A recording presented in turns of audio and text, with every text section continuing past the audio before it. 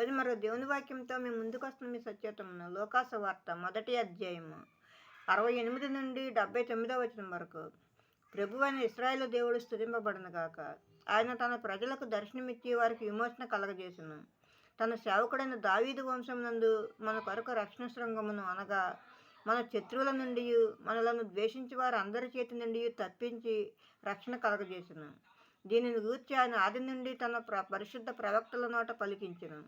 ఆయన మన పితరులను కరుణించుటకును తన పరిశుద్ధ నిబంధనను అనగా మన తండ్రి అయిన అబ్రహాముతో తాను చేసిన ప్రమాణమును జ్ఞాపకం చేసుకునేటకును మనము శత్రువుల చేతి నుండి విడిపింపబడి మన జీవితకాలం అంతయు నిర్భయులమై ఆయన సన్నిధిని పరిశుద్ధముగాను నీతిగాను ఆయనను సేవింపను అనుగ్రహించుటకును ఈ రక్షణ కలగజేసును.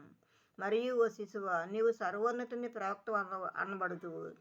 మన దేవుని మహావాత్సల్యమును బట్టి వారి పాపములను క్షమించుట వలన తన ప్రజలకు రక్షణ జ్ఞానము ఆయన అనుగ్రహించినట్లు ఆయన మార్గములను సిద్ధపరచుటకై నీవు ప్రభువునకు ముందుగా నడుతువు. మన పాదములను సమాధాన మార్గంలోనికి నడిపించినట్లు చీకటిలోను మరణఛాయలోను కూర్చుండి వారికి వెలిగించుటకై మహావాత్సల్యమును బట్టి పైనుండి ఆయన మనకు అరుణోదయ దర్శనమును అనుగ్రహించును. ఆమెన్.